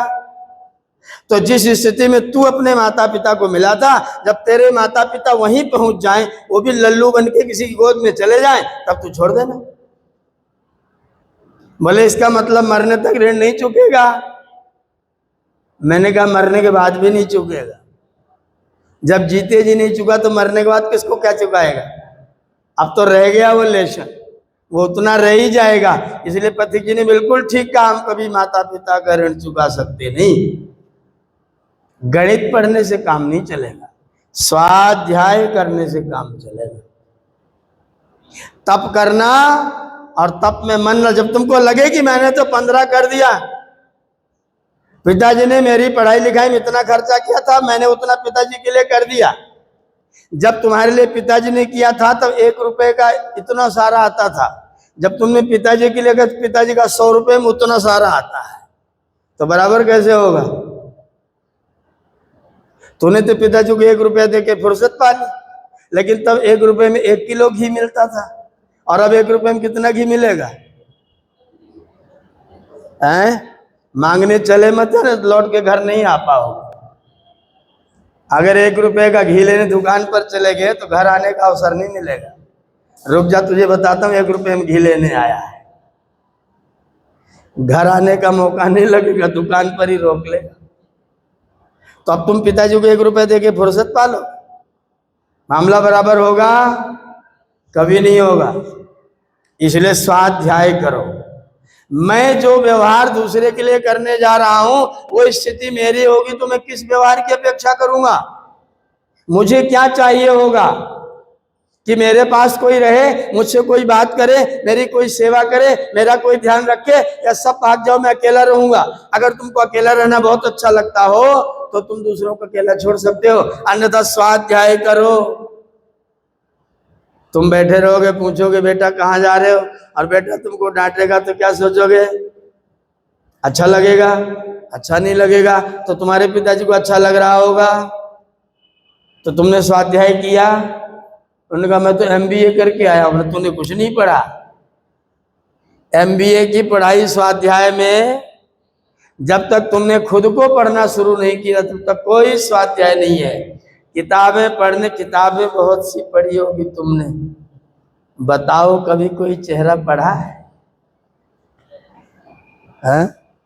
किताबें बहुत सी पढ़ी होगी तुमने, बताओ कभी कोई चेहरा पढ़ा है? और चेहरा नहीं पढ़ा है तो फिर तुमने कुछ नहीं पढ़ा है। अगर तुम दूसरे के चेहरे को देख करके अपने हाव भाव को, अपने व्यवहार को सुनिश्चित नहीं कर सकते, तुम्हारी सारी पढ़ाई धोखा की, तुम कुछ नहीं पढ़े हो। इस पढ़ाई का हमारी पढ़ाई से कोई लेना देना। इसलिए वेद ने कहा तप करो, और तप के बाद फिर दूसरा काम क्या करना? स्वाध्याय करना, अपना अध्ययन करना, अपने को पढ़ना। तुम अपना काम कर रहे हो, इंद्रियों का ही काम कर रहे हो, अपने को पढ़ना। और जो तुम्हें व्यवहार चाहिए वो व्यवहार तुम दूसरों से कर रहे हो कि नहीं कर रहे हो, ये भी स्वाध्याय करना। और उसमें भी तुम्हारा मन न लगे तो फिर ऋषियों को पढ़ना, महापुरुषों को पढ़ना, हमारे जो अपना बलिदान कर दिया उन लोगों को पढ़ना। और सबको पढ़ने के बाद अगर तुम्हारे सब काम ठीक हो जाएं तो तुम कर्ता मत बन जाना। फिर दूसरा काम करना, ईश्वर प्रणिधानम। फिर क्या करना? ईश्वर प्रणिधानम। जो मैं कर रहा हूं किस लिए? कर ही मैं नहीं रहा हूं, मुझे परमात्मा ने कृपा करके करने का निमित्त बनाया है। यह है वानप्रस्थ। वन माने, वन माने जंगल नहीं, वन धातु है समभक्ति के अर्थ में। वन माने भक्ति। तो जिसकी भक्ति की जाती उसका नाम क्या है? वन। और वन में जो प्रा माने विशेष रूप से स्था माने रहने लग जाए उसका नाम क्या है? वानप्रस्थ। वानप्रस्थ माने घर छोड़ के भाग जाना नहीं, बिल्कुल नहीं। वानप्रस्थ का मतलब है अपने प्रत्येक कार्य को ईश्वर को समर्पित कर देना। मैं जो कुछ कर पा रहा हूं, मेरी कोई सामर्थ्य, अच्छा आप में से कितने लोग मानते हैं कि मेरी सामर्थ्य, जरा हाथ उठाइए। लकवा का झटका लगने में कितना सेकंड लगता है? माइक्रो सेकंड लगता है, माइक्रो सेकंड, सेकंड का 1000वां हिस्सा। और एक ही झटके के बाद आपसे उठा जाएगा, हाथ पैर उठेंगे, वाणी चलेगी, सब बंद हो जाएगा। अगर आपसे कोई कार्य हो रहा है तो उसकी कृपा है जिसने तुमको करने दिया है। अगर आप गा ले रही हैं तो भगवान का गुणगान गाइए कि ईश्वर ने कृपा करके मेरी जीभ को अभी तक इस लायक बनाया कि मैं शब्द का उच्चारण कर पा रहा हूं। कदाचित ऐसा हो सकता है कि आपके मुख से एक भी शब्द न निकले, आप गूंगा भूंगा ऐसा कुछ करेंगे, कुछ शब्द नहीं निकलेगा। श्वास रात को सोते समय बाहर निकल गया तो अच्छा निकलता है कि नहीं निकलता? और लौट के ना आए तो? चलो बाहर न निकले, अंदर ही अटक जाए तो? बाहर न निकले, अंदर ही अटक जाए तो? आप तो सो रहे हैं ना, आप तो सो गए। सो गए तो श्वास कैसे आ जा रहा है? वो कौन ला रहा है?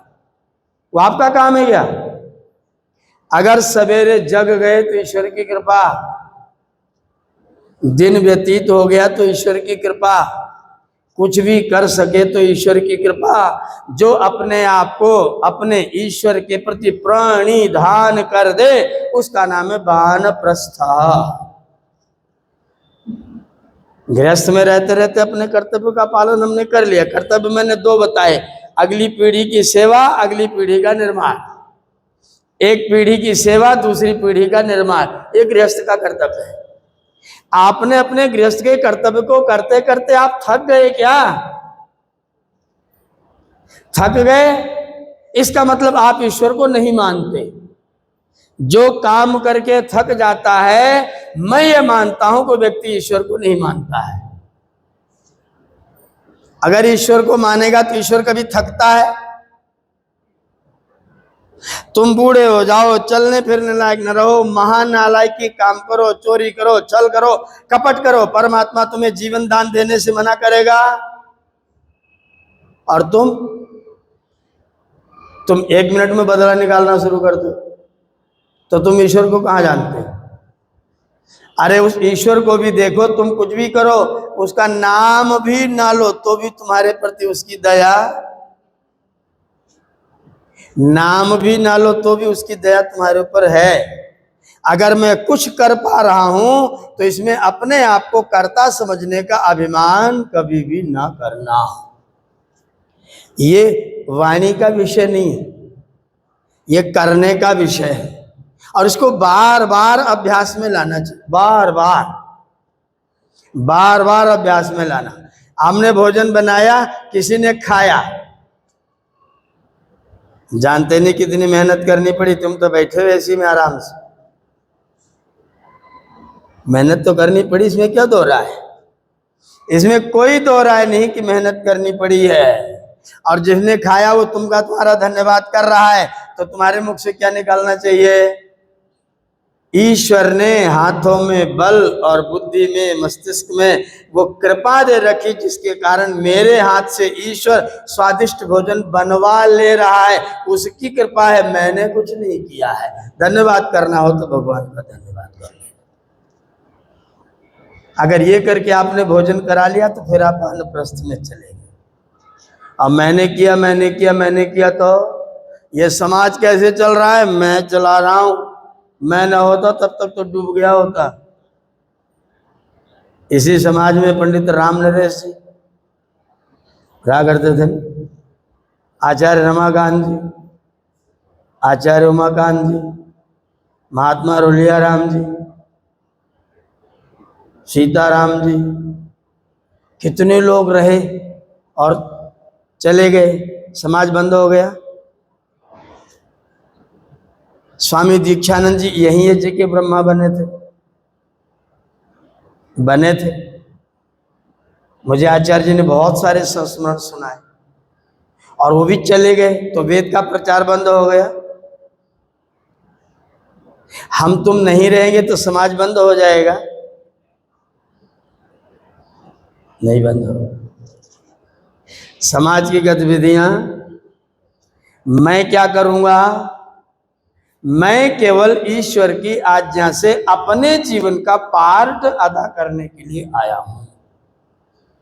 जब तक रहूंगा अपने आप को ईश्वर की आज्ञा में युक्त करके अब भी अपना पार्ट अदा करता ही रहूंगा।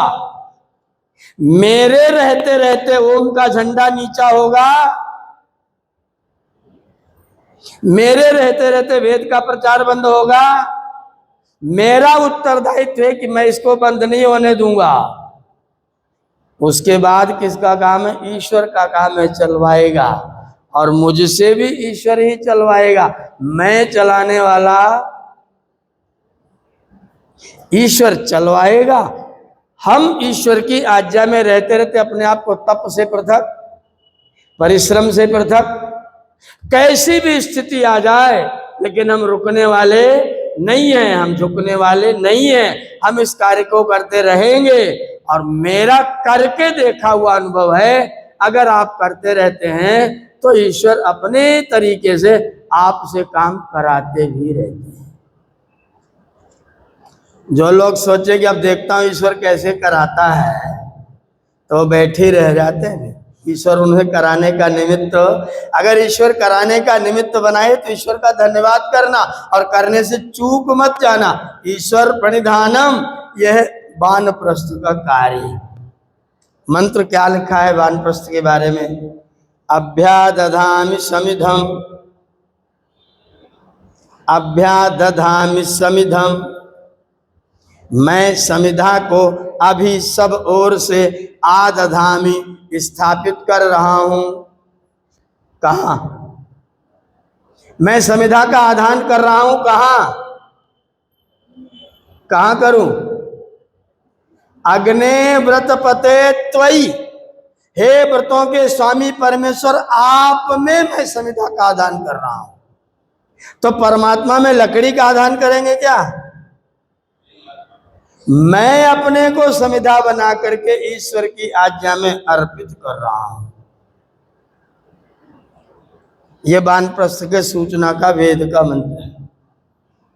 अभी आदधामि समिधम, मैं अपने को समिधा के रूप में, जैसे हम समिधा, काली काली समिधा, घी में थोड़ा सा डुबा लिया, हाथ में ले लिया, अयंत इद्म आत्मा, अयम आत्मा ते इद्म, हे परमेश्वर या जो मैं आत्मा हूं या आपके लिए समिधा हूं। मैं अपने को अग्नि को समर्पित कर रहा हूं। अग्नि जैसा है समिधा, जब समिधा अग्नि में समर्पित होगा तो अग्नि और समिधा अलग अलग होंगे कि एक हो जाएंगे? जैसा अग्नि जो काम कर रहा था वही काम समिधा भी करेगा। अग्नि जलाता था, समिधा जलाएगी। अग्नि से प्रकाश निकलता था, समिधा से प्रकाश निकलेगा। जो काम अग्नि का था, जो प्रकाश, जो तेज, जो दाहकता अग्नि के अंदर थी, वो तेज, वो प्रकाश, वो दाहकता उस समिधा के अंदर भी आती है। मैं अपने को समिधा बनाकर परमात्मा की आज्ञा में समर्पित कर रहा हूं। क्या करने के लिए?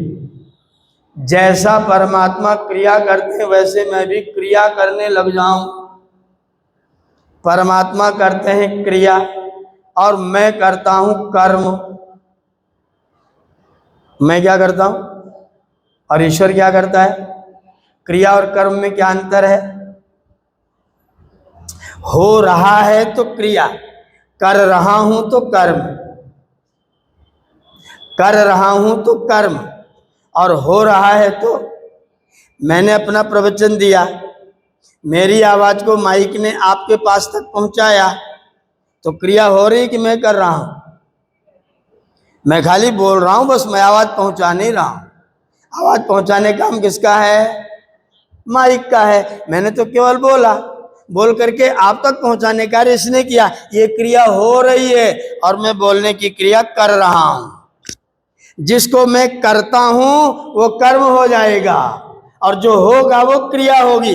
परमात्मा कोई कर्म नहीं करता, क्योंकि उसके सारी क्रियाएं स्वाभाविक रूप से नियम से चलती रहती हैं। ईश्वर धरती को गोल गोल करके फिर उसको रोज धक्का लगाता है क्या? सूरज को रोज निकाल निकाल के ऊपर को लाता है क्या? ढकेलता हुआ ऊपर को लाए फिर नीचे को ले जा, ऐसा करता है क्या? नहीं करता है। ऋतम च सत्यम च, उसने कुछ नियम ऋत बनाए, कुछ नियम सत्य बनाए। अभिद्धा तपसो अध्यजायत, कुछ ऋत नियम कुछ सत्य नियम ईश्वर ने बना दिए।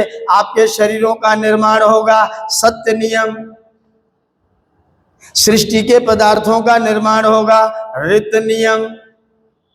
सृष्टि के पदार्थों का निर्माण परिवर्तित नहीं होगा और आपके शरीरों का निर्माण रोज बदलेगा। जो बदलेगा वो सत्य, जो नहीं बदलेगा वो ऋत। ईश्वर ने दोनों तरह के नियम बना रखे हैं। हर पौधा, हर वनस्पति, हर व्यक्ति, हर प्राणी, ईश्वर की हर रचना अपना बीज बनाएगी। और हमारी हर रचना, हमारी रचना कोई बीज नहीं बनाएगी। ईश्वर की प्रत्येक रचना बीज बनाती है। आप भी बीज बनाना शुरू कर दो। बीज कैसे बनेगा? अपने लिए करोगे तो खर्च हो जाएगा, परिवार के लिए करोगे तो कर्ज हो जाएगा। अपने लिए करोगे तो खर्च हो जाएगा, परिवार के लिए करोगे तो कर्ज हो जाएगा, और परिवार से जैसे ही ऊपर उठे तो बीज बन जाएगा। जो केवल अपने परिवार तक ही करते हैं वो खर्च करते हैं और कर्ज उतारते हैं, जमा नहीं करते। जमा नहीं करते तो लौट के क्या पाएंगे? बैंक में जमा नहीं होगा तो चेक विड्रॉल बाउंस जाएगा। ईश्वर हर चीज का बीज बनाता है। हम भी केवल खर्च और कर्ज में ना रह जाएं, बीज बनाएं। ये जो सुनना है ये क्या है? ये बीज बन रहा है। सत्संग क्या है? बीज बन रहा है। कक्षा में भाग ले रहे हैं, क्या हो रहा है? बीज बन रहा है। समाज के लिए दान कर रहे हैं, क्या हो रहा है? बीज बन रहा है। घर में अतिथियों को बुला के सत्कार कर रहे हैं, बीज बन रहा है। बलि वैष्णदेव यज्ञ कर रहे हैं, बीज बन रहा है। और नहीं कर रहे हैं तो खर्च और कर्ज तो कर रहे हैं, लेकिन बीज वो ईश्वर का काम नहीं कर रहे हैं। वानप्रस्थ होने का मतलब है बीज बनाओ। जो ईश्वर कार्य करता है वो तुम भी करो। अगर तुम ये नहीं करोगे तो फिर क्या होगा? लौट के जब आओगे तो योग्य स्थान पर नहीं आओगे। इसलिए अपने प्रत्येक कार्य को ईश्वर को समर्पित करके करो। और ईश्वर को समर्पित करके करोगे तो लोग तुम्हारा गुणगान गाएंगे, तुम्हारे चेले बन जाएंगे, तुम्हें धन भी प्रदान करेंगे। और धन कोई नहीं देगा तो आपको खराब भी लगेगा। अगर किसी को रोज धन मिले तो एक दिन न मिले तो कैसा लगे? गायों को भूसा रोज खिलाते, ऊपर से दाना डालते हैं। एक महीना, एक दिन हमारा पूरा दाना खत्म। हमने कहा आज चलो सूखा ही खा लो, कल देखी जाएगी। तो कितनी गायें आपको भोजन करती मिलेंगी?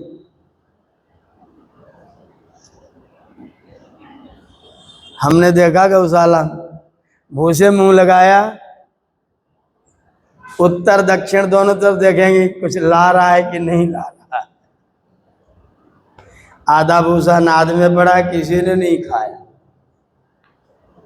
अगले दिन भी नहीं मिला तो मजबूरी में पेट में कुछ न कुछ डालना था, लेकिन पहले दिन छोड़ेंगे तो नहीं खाएंगे।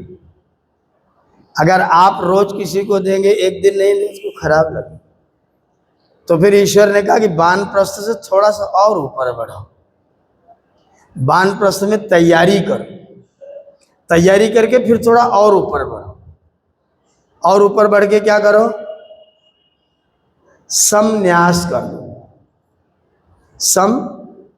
संन्यास का मतलब सम्यक न्यस्यन्ति स्वकर्माणि येन, जिसके द्वारा अपने कर्मों को भली भांति ईश्वरार्पित कर देते हैं, अपने जीवन को भी ईश्वरार्पित कर देते हैं और दूसरों के व्यवहारों को भी ईश्वरार्पित कर देते हैं। किसी ने मुझे क्या कहा, ईश्वर ने मुंह दिया, उसने अपने मुंह से कहा, मुझसे उसका कोई लेना देना, यह संन्यास है। अपने मुंह से उसने कहा और मुंह किसने दिया, ईश्वर ने। मैं ईश्वर का उपासक हूं, तो मेरे पिता ने जो काम किया मैं अपने पिता की गलती देखूं क्या? मेरे पिता ने गलत काम किया, मेरे पिता ने उसको मुंह दिया, उसने अपने मुंह से गलती की, मैं अपने पिता की गलती देखूं? और जो व्यक्ति कर रहा है वो अपने पिता का पुत्र है, तो मैं अपने पिता के पुत्र की गलती देखूं? शास्त्र का नियम है गुरुवत गुरुपुत्रे, जैसा व्यवहार गुरु के साथ करो वैसा व्यवहार गुरु के पुत्र के साथ भी करो। तो मैं कैसे अपने गुरु का और अपने गुरु के पुत्र का व्यवहार देखूं? तू अपना काम देख, मुझसे कोई लेना देना। इसलिए कहा लोकैषणायाश्च वित्तैषणायाश्च पुत्रैषणायाश्च, लोकैषणा वित्तैषणा पुत्रैषणा को छोड़ दो। तुम्हारे चेले कितने हैं इसकी चिंता, कोई मेरा चेला ना हो। पुत्रैषणा, लोक में मेरा इतना यश हो, लोकैषणा, मेरे पास भी बहुत सारा धन हो, वित्तैषणा। इन तीनों ऐषणाओं से अपने आप को अलग कर दो तो संन्यासी, और इनमें से थोड़ा थोड़ा बाकी बचा रह गया तो संन्यासी नहीं है। तब फिर तैयारी में मानवता भी वानप्रस्थ है, तैयारी कर रहा है, मेहनत कर रहा है, श्रम कर रहा है। आप अपने पास में धन रखते, मान लीजिए, कल्पना करिए आपके पास में धन है, कहाँ रखते हैं उसको? बैंक में, ठीक है ना, बैंक में रखते हैं। तो आपका है कि बैंक का है? अच्छा, जो आपने बैंक में रख रखा है उसके ऊपर से गवर्नर का सिग्नेचर हटा दिया जाए तो कागज है कि धन है? तो आपने कागज बटोर रखा है कि धन बटोर रखा है? क्या है वो? क्या है? गवर्नर का सिग्नेचर हटाने के बाद वो कागज की पर्ची है। अगर प्रधानमंत्री शाम को टेलीविजन पर बैठ के बोल दे कल से ये वाला नोट नहीं चलेगा तो 500 के नोट की क्या रुपया कीमत होगी? तो क्या कीमत है उसकी? उसी धन के लिए व्यक्ति छल करता है, कपट करता है, झूठ बोलता है, अपना चोरी करता है, दुर्व्यवहार करता है, अपने आत्मा को पतित कर देता है उस कागज के लिए जिसका एक वाक्य टेलीविजन पर बोल दे कल से इसका कोई मूल्य नहीं, काम खत्म। उसके बटोरने के लिए चरित्र को नष्ट करता है। कैसा व्यवहार है? वित्त के लिए चरित्र को, वित्त के लिए वृत्त को नष्ट कर दिया। और शास्त्र क्या कह रहा है? वृत्तम यत्नेन संरक्षेत वित्त मेति च याति च। वृत्तम यत्नेन संरक्षेत, अपने चरित्र की रक्षा यत्न पूर्वक करो। क्यों? क्योंकि धन तो आता है और अक्षीणो वृत्तता क्षीणो, जो व्यक्ति चरित्र से अक्षीण है वो कभी भी क्षीण नहीं होगा। और वित्ततस्तु हतो हता, जो चरित्र से मर गया वो मर गया, उसके पास कुछ नहीं बचा। तो क्या किया जाए? सन्यास का धर्म है, वित्त पैसा नहीं है। वित्त की आवश्यकता भी करतल भिक्षा तरतल वासा।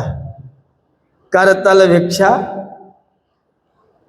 पता क्या खाक बतलाएं, पता क्या खाक बतलाएं, निशा या बेनिशा अपना, जहां बिस्तर लगा बैठे वही समझो मकान अपना। यह सन्यासी है। मेरा नाम से कोई चीज, एक चीज है ईश्वर, बस। मेरा कौन? ईश्वर। बाकी सब सबका, बाकी सब सबका। और जो सब सबका समझ लेता है उसके पास अपना बहुत होता है। और जो अपना अपना करता रहता अपने आप को बड़ा नहीं करता, छोटा कर देता है। जो वास्तव में सन्यासी हो जाता है उसके कितने भाई लोग होते हैं? मेरे कितने भाई? अनगिनत, लाखों। और अगर मैं ये इस वेश में, इस देश में, इस भेष में ना होता तो मेरे कितने भाई होते? अपना भी भाई भाई नहीं रहता। जो सहोदर है ना वो भी भाई, रावण के भाई थे ना विभीषण जी, कितने बड़े भाई थे, हैं? उदाहरण है ना, राम जी के भी भाई थे। और राम जी के ज्यादा सहयोगी भाई भरत जी थे कि हनुमान जी थे? इसीलिए उनको कहना पड़ा, तुम मम प्रिय भरत सम भाई। तो मेरे भरत से भी ज्यादा प्रिय भाई। सहोदर भाई नहीं है। और जो बिल्कुल सहोदर नहीं वो भाई है। तो बड़ा बन के सबको भाई बनाएगी, छोटा बन के अपने भाई को भी भ्रातृत्व न रहने दें।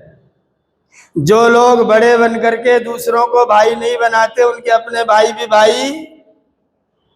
और अपने भाई कब तक भाई? जब तक भाई तब तक भाई। जब तक आपकी बात उनको भाई तब तक भाई। जब तक आपकी बात उनको भाई तब तक, और बात ना भाई तो फिर कौन भाई? सन्यासी का पूरा विश्व भाई है। और कोई अपना नहीं, अपना केवल ईश्वर है। और सब ईश्वर के पुत्र, इसलिए सब भाई। कोई संकट, कोई कमी, कोई न्यूनता, कोई भोजन की कमी, आप अपने घर में सब्जी बनाओगे, कब तक बदलोगे? एक जैसा। और सन्यासी जिस घर में जाएगा उसी घर में रोज नई सब्जी, रोज नया बिस्तर, रोज नया स्थान। और धोने की चिंता, चद्दर की गंदा होने की चिंता आपकी कि सन्यासी जी की? हमें क्या पड़ी धोना, हम तो अगले दिन दूसरी चद्दर देख लें। जिसके घर जाएगा वही चद्दर बिछाएगा। सन्यासी का पूरा विश्व अपना हो जाता है और कोई अपना नहीं होता है। ये सन्यासी है। उसने अपने आप को ईश्वर के लिए न्यास कर दिया। उसने अपने को ईश्वर का न्यास बना दिया। अब वो किसी का नहीं है और सबका है। सबकी चिंता उसको है।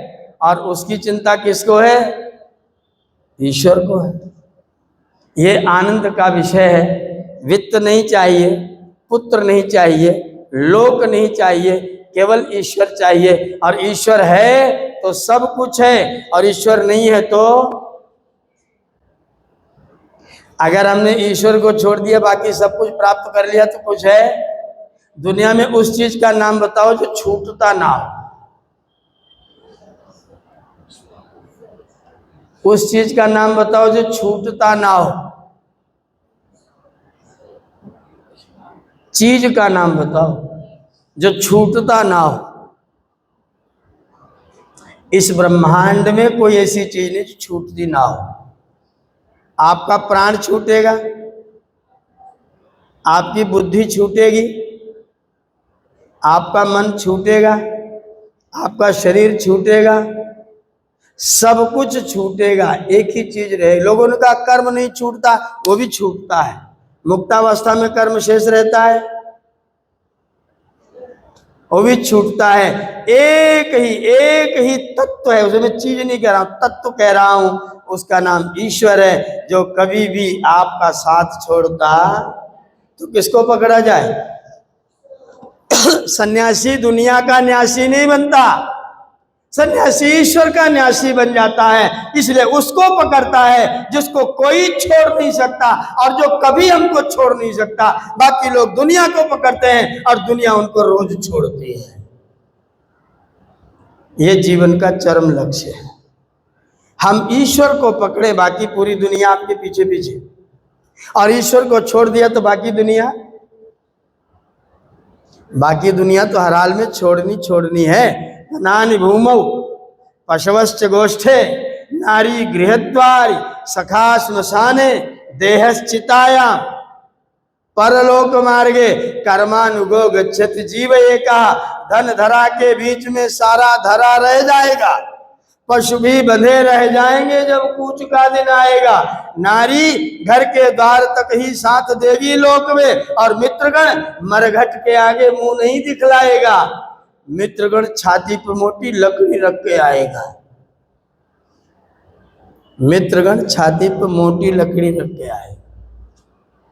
अंत में सत्कर दे भी तेरी चिता में यूं ही जल बुझ जाएगी। अंत में सत्कर्म ही सच्चा सखा। और वो कर्म अगर तुमने ईश्वर को अर्पित कर दिया तो ईश्वर तुम्हारा, और अपने को अर्पित कर दिया तो ईश्वर तुम्हारा छूटा और तुम रह गए अकेले। ईश्वर तुमको नहीं छोड़ता, लेकिन तुम ईश्वर को छोड़ते हो, और तुम ईश्वर को छोड़ते हो तो फिर सारी दुनिया तुमको छोड़ देती है। कस्त्वाभिमुंचति, यजुर्वेद अध्याय 2। कस्त्वाभिमुंचति, कौन तुमको छोड़ देता है? सः त्वाभिमुंचति, वह ईश्वर तुमको छोड़ देता है। कस्मै त्वाभिमुंचति, क्यों तुमको छोड़ देता है? तस्मै त्वाभिमुंचति, उसी लिए तुमको छोड़ देता है। किस लिए? पोषाय रक्षसाम भागोसी, क्योंकि तुम अपना भाग देवों को नहीं देते, राक्षसों को देते हो। तुम अपना भाग किनको देते हो?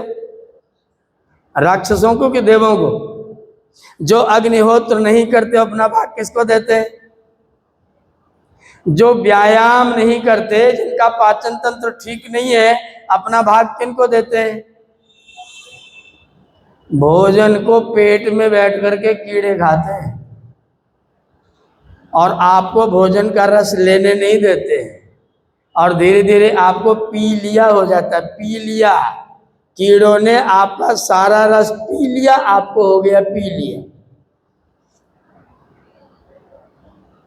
कीड़ों ने आपके पेट में बैठ के आपका रस पी लिया, आपको पी लिया हो। हम रस नहीं ले पाते, रस दूसरे लोग ले जाते। किसको भोजन दे रहे हैं? असुरों को।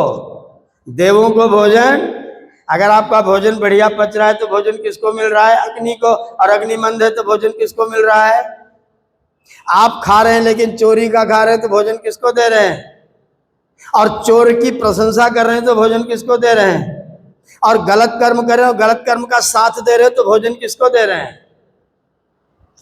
आप अपना भोजन असुरों को देंगे तो ईश्वर आपका साथ छोड़ेगा। इसलिए अपना भोजन किसको देना?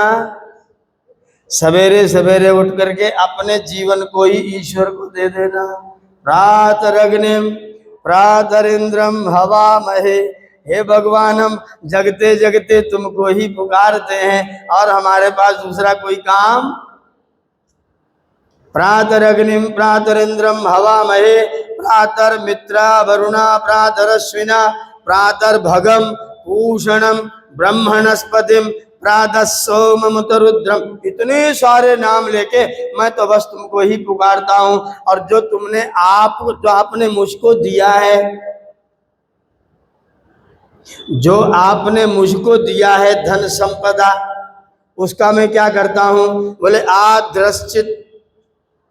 आध्रश्चित जो लोग समाज का काम करते हैं उनको देता हूं। मन्यमानश्चित, जो लोग मेरे माननीय हैं उनको देता हूँ। तुरश्चित, जो लोग नीडी हैं, जरूरतमंद हैं, उनको देता हूँ। आध्रश्चित यम मन्यमानस्तुरश्चित, फिर राजाचित, फिर थोड़ा भाग राजा को, राष्ट्र के विकास के लिए देता हूँ। फिर पांचवा भाग रचित यम भगम भक्षी इति आह, उसके बाद ईश्वर ने इस भग को मेरे सेवन के लिए आह माने कह रखा है, इसलिए पांचवा भाग मैं लेता हूं। अगर मैं 100 रुपये कमाता हूं तो 20 रुपये सामाजिक काम करने वालों को, 20 रुपये मेरे माननीय लोगों को, 20 रुपये नीडी लोगों को, 20 रुपये राज्य को और 20 रुपये अपने खर्चे के लिए मैं कमाता हूं। 1/5वां हिस्सा मेरा, बाकी सब सबका। यह है वैदिक जीवन। अगर कोई व्यक्ति वैदिक जीवन को जिएगा तो कैसा जीवन होगा? वो गृहस्थ में भी वानप्रस्थी ही होगा, जीवन में संन्यासी ही होगा, जंगल नहीं गया होगा तो भी वानप्रस्थी और सन्यासी होगा। वानप्रस्थ और सन्यास छोड़ने का नाम नहीं है। वानप्रस्थ और सन्यास अच्छी तरह से पकड़ने का नाम है। अच्छी संन्यास, न्यास माने रखना, सम माने अच्छी तरह, छोड़ना कहाँ है? आपने ऐसा पकड़ा कि छूट जाए तो पकड़ने का फायदा क्या है? ऐसा पकड़े कि ना छूटे, ऐसा पकड़ो कि ना छूटे। और कैसे पकड़ोगे तो नहीं छूटेगा?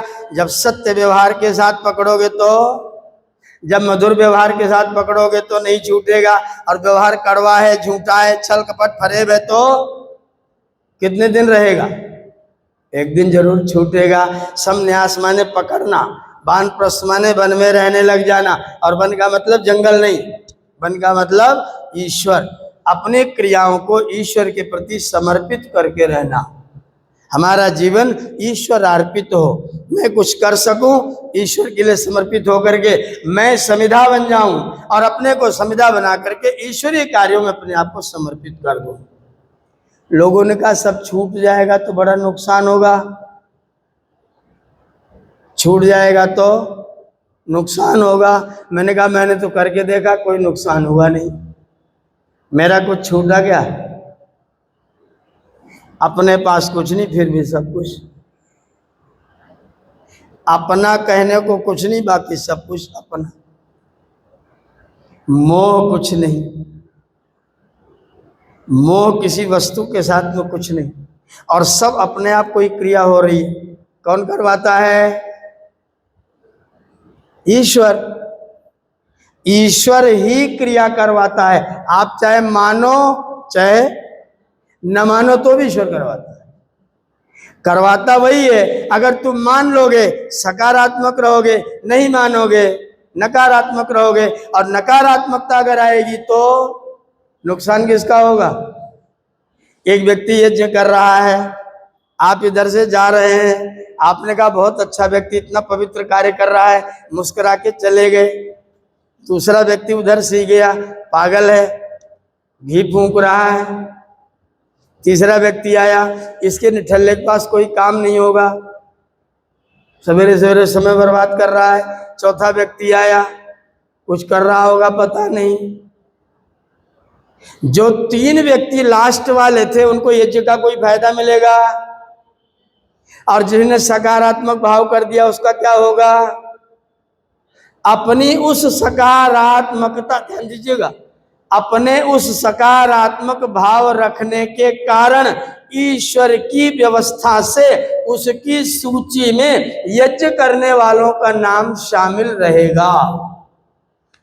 भले नहीं कर पाया, उसने किया नहीं, लेकिन सकारात्मक समर्थन अगर किया तो उसका जुड़ाव किनके साथ होगा? करने वालों के। और जो सोच के चले गए मूर्ख है, उनका क्या होगा? पति देवता किताब लेकर के पढ़ने के लिए बैठे, देवी जी से बोले देवी जी आओ सुनो रामायण पढ़ रहा हूँ, आप तुम ही पढ़ो, तुम्हारे पास फुर्सत ही फुर्सत, हमें तो बहुत काम पड़ा है।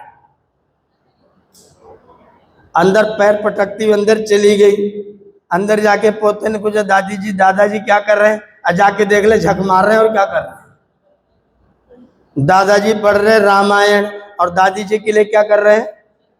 दादी जी का अगला जन्म किस घर में होगा, पढ़ने वाले के साथ कदापि नहीं होगा, सेवा करने वालों के साथ होगा। काम बहुत है ना तो लेबर बन जाओ, लेबर को काम बहुत रहता है।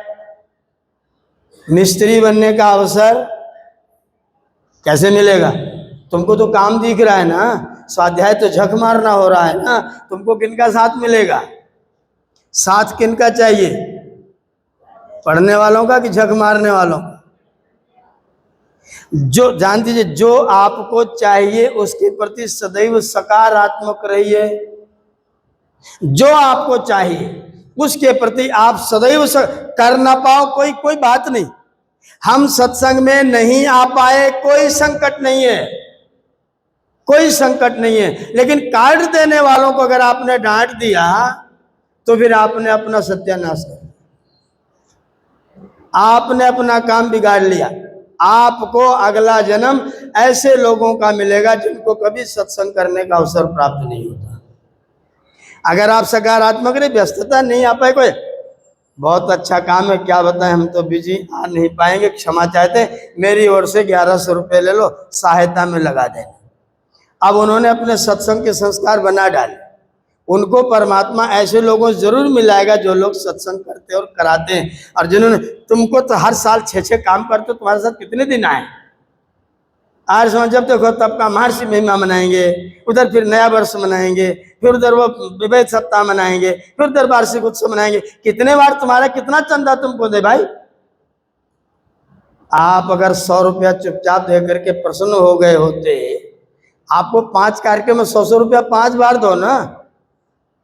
लेकिन चंदा लेने आने वालों को तुमने डांट दिया, भले 5000 दे दिया, आपका वो 5000 रुपया होटल में तो खर्च होगा, लेकिन ये जो करने वालों का साथ, और 100 रुपये जमा कर देते बिना डांटे प्रसन्नता पूर्वक, तो ये जो करने वालों का साथ मिलता। ये जीवन का कर्म का दर्शन है। आपको किनका साथ चाहिए, ये जो करने वालों का।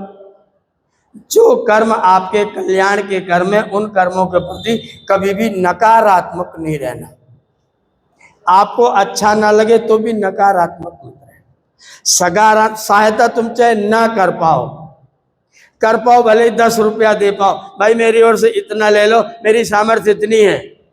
ईश्वर जानता है कितनी सामर्थ्य है, लेकिन कुछ तो कर रहा है। तो किसी पड़ोसी के 4-5 घर छोड़ के 7 घर बात तो लगा ही देगा, किसी आर्य समाजिक बगल में जा, हो सकता है मौका लग जाए सुनने जाने का, और तुमने कुछ नहीं दिया। तो मेरा बहुत गहरा अनुभव है इस बारे में, किसी भी सत्कर्म के प्रति कभी भी नकारात्मक मत।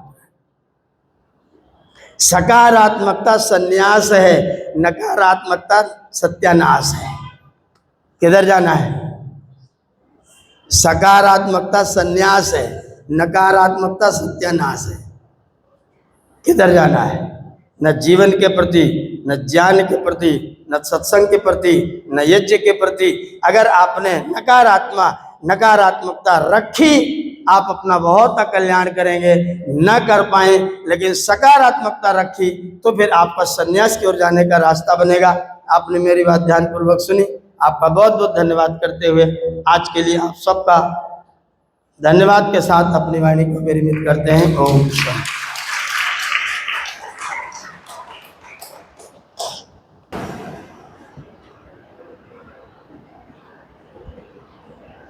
जीवन का लक्ष्य आनंद की प्राप्ति है। लक्ष्य की प्राप्ति के लिए 3 साधन हैं: तप, स्वाध्याय, ईश्वर प्रणिधान। जब तप से मन घबराए तो स्वाध्याय करना चाहिए। स्वाध्याय करने माने अपने का अध्ययन करना, अपने आप को जरूर जांचना चाहिए। यह वानप्रस्थ है। जब हम अपना स्वाध्याय करते हैं तो हम वानप्रस्थ की तरफ आगे बढ़ते हैं। ईश्वर की हर रचना बीज बनाती है। सन्यासी का पूरा विश्व अपना है। सन्यासी सब कुछ छोड़ देता है, पर उसका अपना सब कुछ होता है। ईश्वर का भी बहुत कुछ होता है। वो आपने अपना बहुत अमूल्य समय निकाल कर आए आप सब, आपका बहुत बहुत धन्यवाद। आप सब हस्ताक्षर जरूर करके जाइएगा, इससे हमें पता चलता है कि हमारी उपस्थिति कितनी हुई। कल इस सत्र का अंतिम दिवस है। कल सुबह 11:30 से 1:30 बजे तक आचार्य जी का अंतिम सत्र है, अंतिम घर। ये संस्कारों के ऊपर में अंतिम चर्चा है कल। और कल आर्य समाज कलकत्ता का साप्ताहिक सत्संग भी है। तो सुबह 9 बजे हवन, 9 से 10 तक हवन होगा। उसके बाद साप्ताहिक सत्संग चलेगा। उसके बाद 11:30 बजे से आचार्य जी का गृहस्थ के ऊपर में चर्चा होगी। हर बुधवार को 3 से 5 बजे तक आर्य समाज कलकत्ता का सत्संग होता है। इसमें यज्ञ, भजन और वेद अभी सत्यार्थ प्रकाश की कथा चल रही है। आप सब माताओं बहनों से अनुरोध है कि आप सब आएँ और ज़्यादा से ज़्यादा संख्या में आएँ, जिससे हम लोग का उत्साहवर्धन हो और हमें बहुत अच्छा लगेगा कि आप सब हमसे जुड़ेंगी।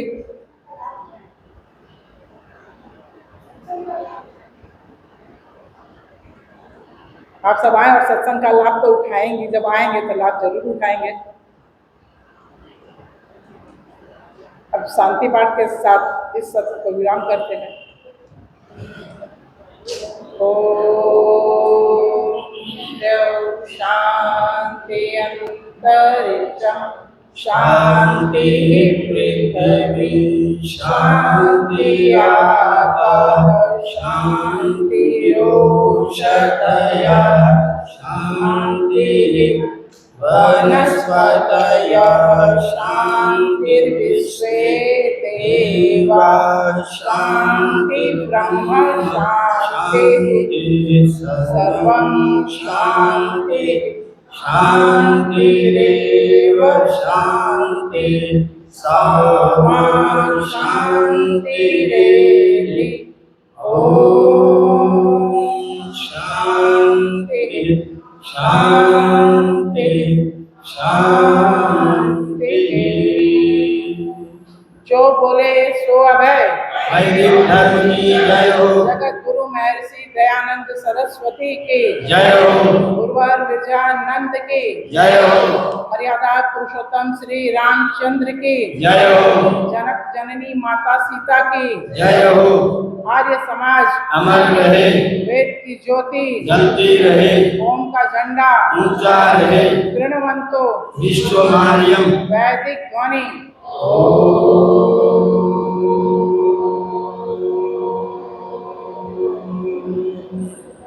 वैदिक अभिवादन सभी को सादर नमस्ते।